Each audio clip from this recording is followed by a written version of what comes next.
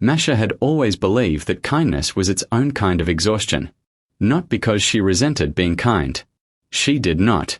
It was simply that when you were a single mother working 2 jobs in a city that never slowed down, every small act of generosity came from a reserve that was already running low. She gave anyway. That was simply who she was. She was 31 years old, lived in a small 2-room apartment on the eastern edge of Moscow, and had a daughter named Sonia who was 6 and who asked questions about everything and whom Masha loved with a completeness that made the rest of her life feel manageable, even when it was not. Her day job was administrative work at a medical clinic. Her evening job was driving for a car share service 3 nights a week, after Sonia was asleep and her neighbor Vera could sit in the apartment in case the child woke up. She did not tell many people about the evening driving. It was not something she was ashamed of, but she had learned that people responded to it strangely, with either pity or opinions, and she had no energy for either. On Thursday evenings she drove until 11. It was not glamorous work. It was repetitive and sometimes lonely, and the radio filled the silences she did not have the energy to think inside. But she was good at it.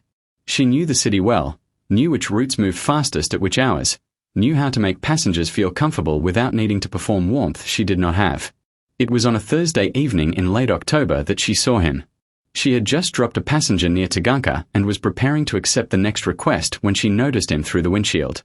An old man, standing at the edge of the pavement on a narrow side street, in the rain. He had no umbrella. His coat was a dark wool thing that had absorbed the water until it hung heavily from his shoulders. He was not moving quickly.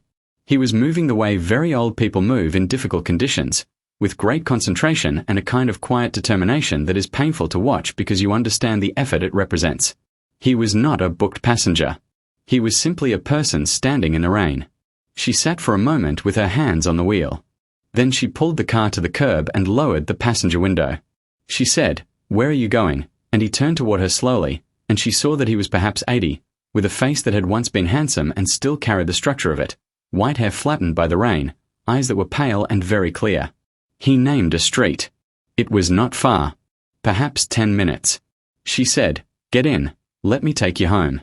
He looked at her for a moment as if trying to understand why she was doing this, which was the same question she might have asked herself if she had been the kind of person who stopped to question her own kindness before acting on it. She was not that kind of person.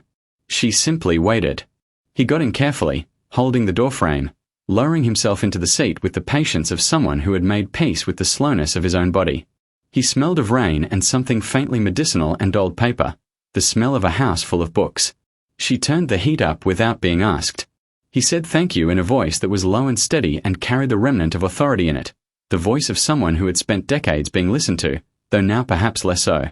They drove in quiet for a minute or two. She did not press conversation. The rain came down steadily on the roof of the car and the streets were mostly empty, and the city outside the windows was the version of itself that only appears late at night, a little softer, a little less certain of its own importance. He said, "You did not have to stop." She said, "I know." He said, "Most people do not stop." She said, "I know that too." He was quiet again. Then he said, "Do you do this often?" And she understood he did not mean the driving but the stopping for strangers in the rain, and she said, "When it seems necessary," and he made a small sound that might have been approval.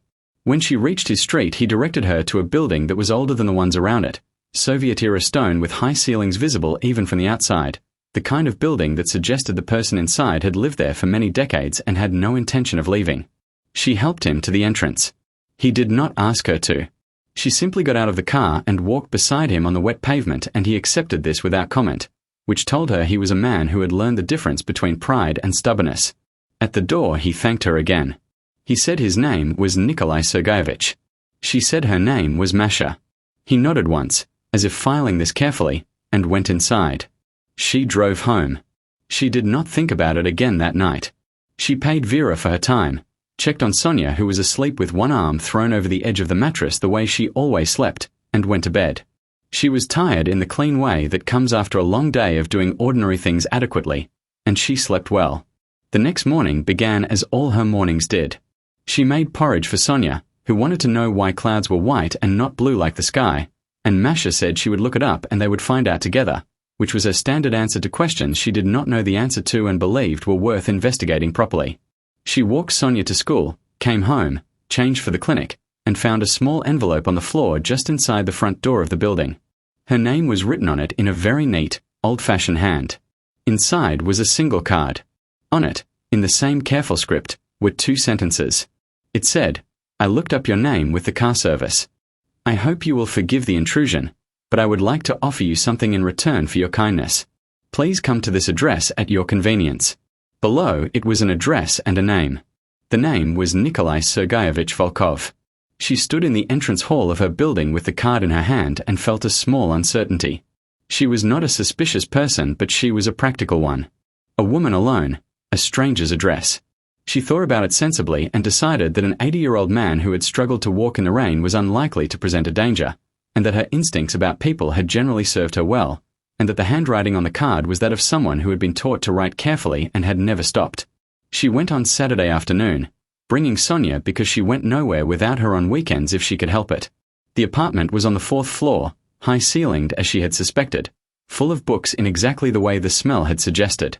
There were stacks of them on every horizontal surface, not carelessly but with a kind of organized abundance, the way someone lives who has been accumulating knowledge for a very long time and sees no reason to stop. Nikolai Sergeyevich opened the door himself. He was dressed properly today, a clean shirt, a cardigan, his white hair combed. He looked at Sonia with the particular expression that old people sometimes have around children, not sentimental exactly, but something older than sentimentality, something closer to recognition. Sonia looked at all the books and said, "Have you read all of these?" And he said, "Most of them." And she said, "What is your favorite?" And he said, "That is an excellent question. Come in and I will show you." Masha sat in an armchair that had been sat in for 40 years and accepted tea and listened to her daughter and this old man discuss books with a seriousness that made her quietly happy in a way she could not entirely account for. After a while, when Sonia was absorbed in a large illustrated atlas from the bookshelf, Nikolai Sergeyevich looked at Masha and said, "I want to tell you something and I want you to listen before you respond." She said, "All right." He said that he had spent 50 years building a publishing company. That it had become, over those decades, one of the more significant media organizations in the country, though he said this without pride, only as context. That 2 years ago he had stepped back from active management because his health had required it. That his son now ran the company day to day.